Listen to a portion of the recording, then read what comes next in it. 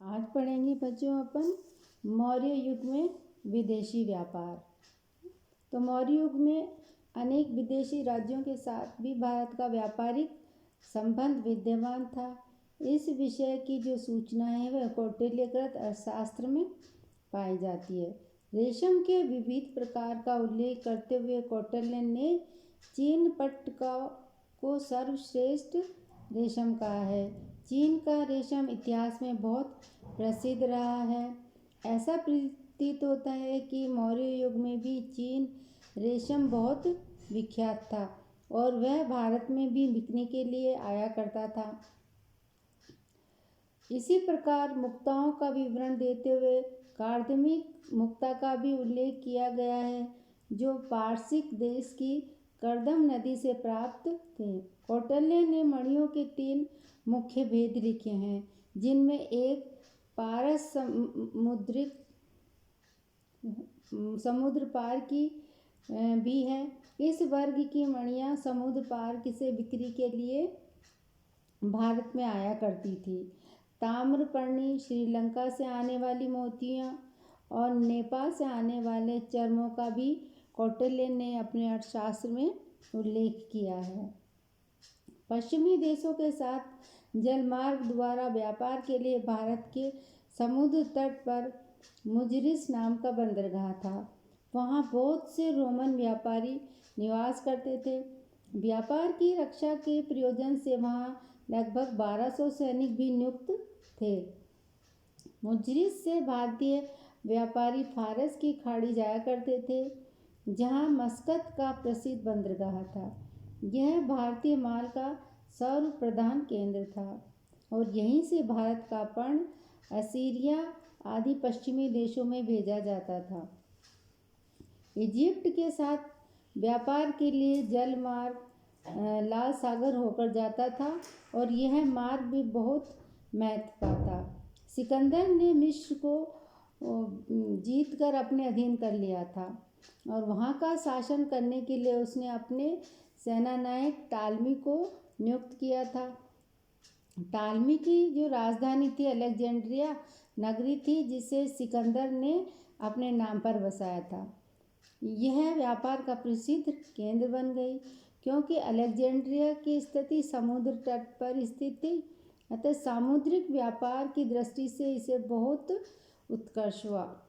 मिस्र के शासकों की इच्छा थी कि अलेक्जेंड्रिया भारतीय माल के क्रय विक्रय का प्रसिद्ध केंद्र बन जाए और भारत का जो पर्ण ईरान की खाड़ी से होकर मस्कत के रास्ते से टायर आदि पश्चिमी बंदरगाहों पर पहुंचता है, वह लाल सागर और अलेक्जेंड्रिया आने लगे और वहीं से उसे पाश्चात्य देशों के व्यापारी क्रय किया करे। इसी उद्देश्य को ध्यान में रखकर टालमी के पुत्र ने फिलाडेल्फिया ने अर्सेनिया के लाल सागर पर एक नहर बनाने का विचार किया।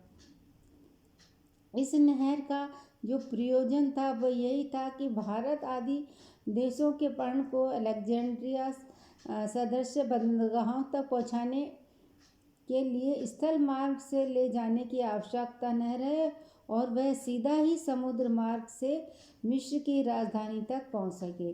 पर यह नहर पूर्ण नहीं हो सकी, परंतु टालमी इससे निराश नहीं हुआ और उसने भारत के साथ व्यापार का अपना अधिकार कायम रखने के लिए लाल सागर से पश्चिमी तट पर बेरेनिस नाम का एक नवीन नगर बनाया। शीघ्र ही यह भारतीय व्यापार का सर्वप्रधान केंद्र बन गया।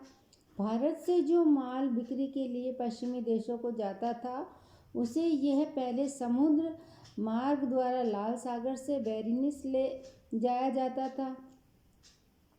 वहाँ से उसे स्थल के मार्ग से काप्सन नामक नगर तक पहुँचाया जाता था, क्योंकि यह नगर नील नदी से 3 मील दूर था। अतः नील नदी से इस नगर तक एक नहर का निर्माण किया गया था। काप्टस से भारतीय माल जल मार्ग द्वारा अलेक्जेंड्रिया भेजा जाता था।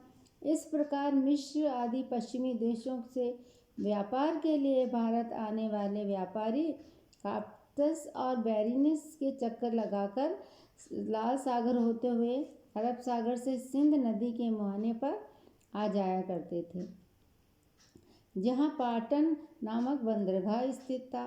पाटन को केंद्र बनाकर भारत के अन्य बहुत से बंदरगाहों में भी आया जाया जाता था। ये बंदरगाह भारत के पश्चिमी समुद्री तट पर स्थित थे।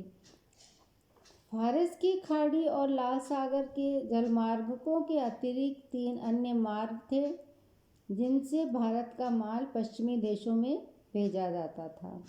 ये तीनों स्थल मार्ग थे। इनमें पहला जो मार्ग था वो था काबुल नदी के साथ साथ पश्चिम की ओर जाता था और हिंदू कुश पर्वतमाला के परे आक्स नदी तक जा पहुंचता था।